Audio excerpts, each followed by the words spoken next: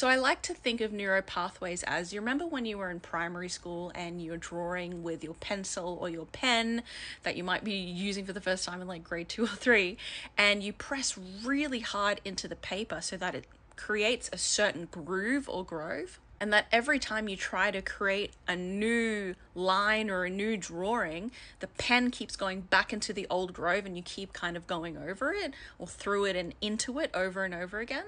That's essentially a neuropathway, depending again on how hardwired it is, depending on how many times you've done this habitual practice over and over. So the harder and more times you've gone and drawn this line, the more chances of the pen is to go into that same groove and grove and you to repeat the same pattern. So in order for you to create change in a healthy, new, structured but safe way, you can start to introduce these new, smaller practices into your life and gradually start to make bigger changes that might feel a little bit more uncomfortable, but at least you still feel safe and secure. And I like to define this kind of experience as moving into a state of uncertainty. Uncertainty is one of the two main building blocks that human beings need in order to create a state of growth. The other building block is certainty. We need certainty and security and habituated practices for us to feel safe and secure, and helps us firm and cement ways and practices of doing and being that hopefully we already like. And this is the advice that I love to give people who experience, say, higher levels of anxiety.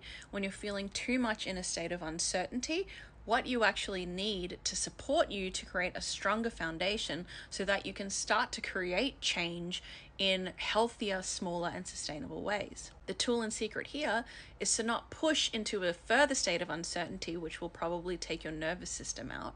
But the key here is to bring all of it back and start to do what feels familiar. Start to use the pre-existing neuropathways that gives you that state of certainty so you can further create that cemented, proofed, pre-developed neuropathways to give you then all of that security so that eventually you're being able to build up with the energy that's going to require you and your brain to create these new neuropathways, and you can gently move into a state of greater growth and hence uncertainty.